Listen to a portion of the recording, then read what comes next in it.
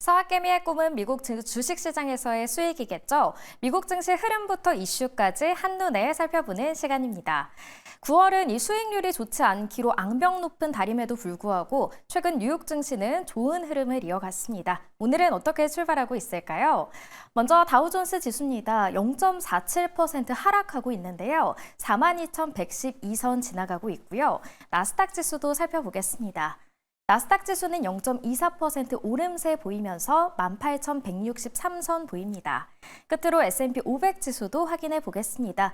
0.08% 약보합권에서 움직이면서 5,731선 지나갑니다. 그렇다면 뉴욕 현지에서는 어떤 이슈가 핫하게 떠오르고 있을까요? 미국 증시 전문 유튜버시죠? 유산남님과 함께 이야기 나눠보겠습니다. 안녕하세요. 네, 어느덧 10월이 코앞으로 다가왔습니다. 이번 주에도 중요한 일정들이 많이 준비되어 있는데 어떤 일정에 주목하면 좋을까요?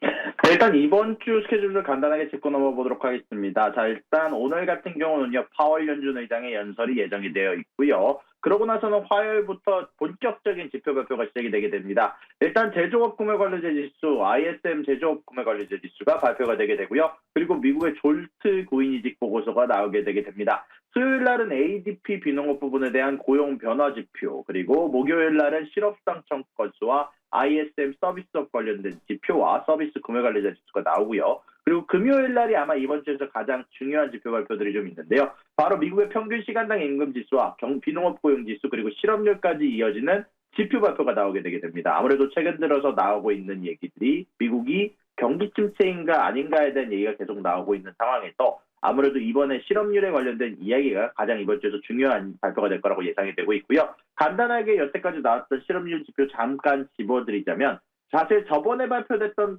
노동 지표들이 사실 상당히 좋지 않게 나왔었는데 이런 부분들 관련해서 6월과 7월이 하향 조정됐던 게 사실 좀 더 시장에 충격이었던 거지 8월 지표 자체는 예상치를 하회했음에도 불구하고 사실 6월과 7월보다 좋은 지표가 나오긴 했었거든요. 그래서 이런 것들은 여러분들 염두에 두면서 이번에 발표될 지표가 이런 상승세, 노동시장의 상승세를 유지할 수 있는가에 기준점을 두고 아마 여러분들이 보시게 되면 좋을 것 같습니다. 네, 말씀해 주신 대로 이번에 고용 지표가 연준의 금리 결정에도 중요한 역할을 하는 만큼 주목해서 살펴보셔야겠습니다. 이어서 중국 관련 소식입니다. 중앙은행이 경기 부양책을 하나둘 꺼내들고 있는데요. 이번에는 부동산 대출 금리를 인하하기로 했다고요?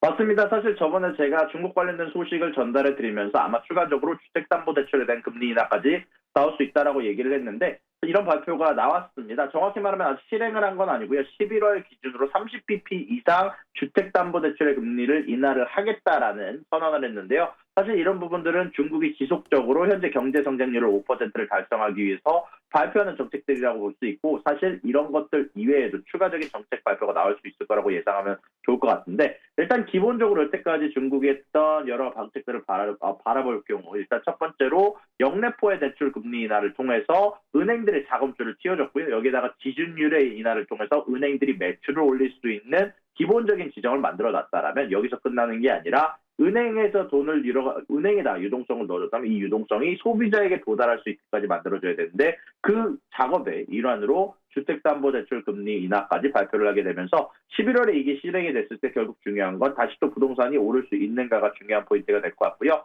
그리고 이런 부분들 관련해서 현재 중국인들 사이에서는 조금 더 굉장히 좀 더 환호성을 듣고 있다는 얘기가 나오고 있습니다. 특히 중국 증시들도 많은 커다란 추표를 쏘아올리고 있는데요. 오늘만 하더라도 니오나 아니면 후투로 불리는 혹은 여러 중국주들, 시웹까지 모든 부분들이 동반 상승하고 있다는 소식들이 전달이 됐고요. 중국 증시가 거의 하루 만에 8%가량 오르기도 했다는 소식이 전달이 되기도 했습니다.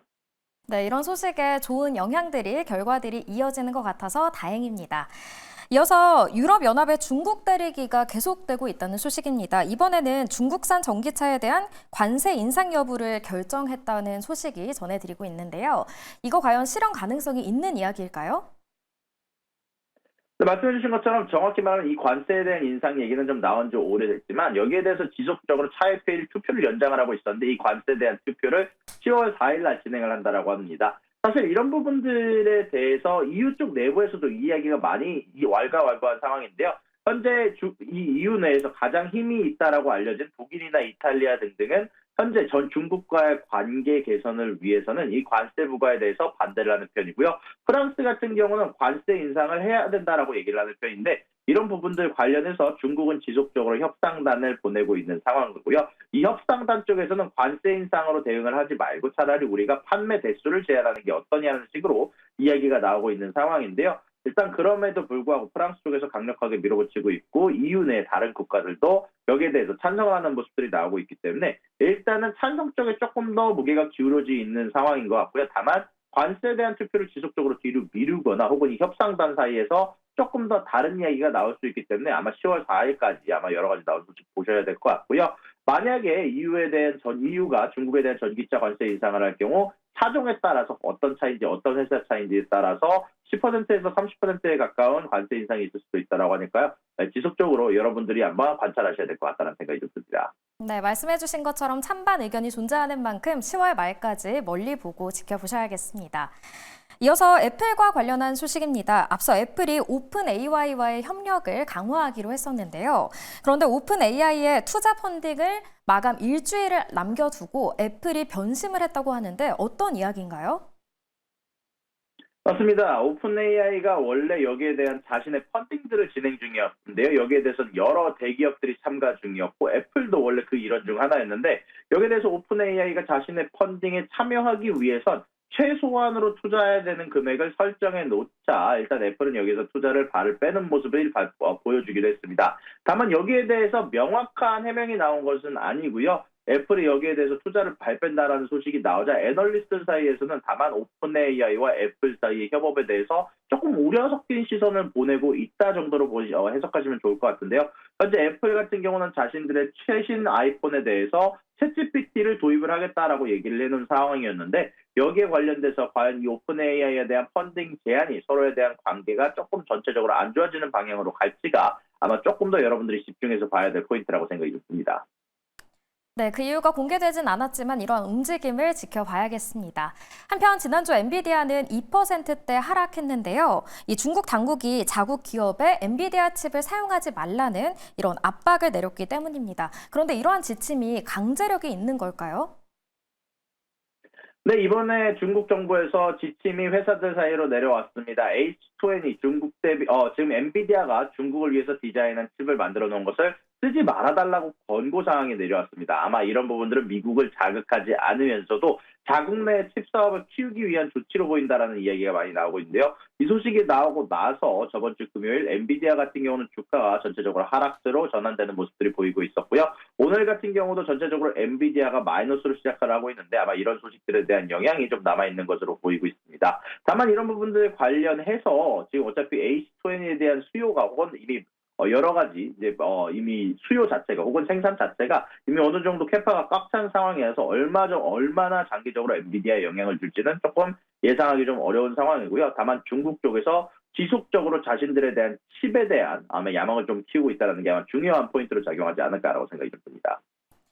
네, 끝으로 미국 동부 항만의 파업 소식 준비해 주셨는데요. 이 미국 해상 운송의 절반을 처리하는 만큼 그 영향이 막대할 것 같습니다. 어떤 내용인지 자세히 설명해 주시죠.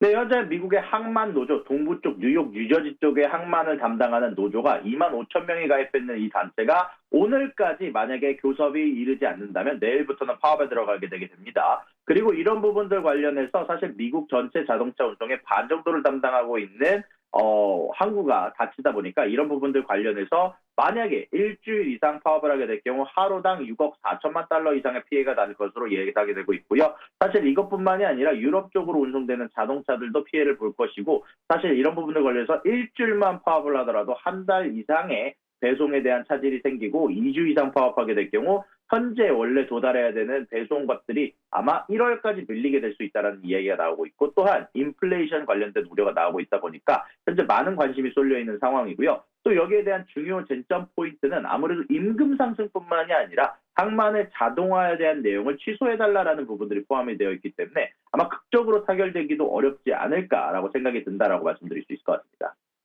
네, 오늘 말씀은 여기까지 듣도록 하겠습니다. 지금까지 뉴욕 증시 전문 유튜버 유선남님과 함께했습니다. 고맙습니다. 수고하셨습니다.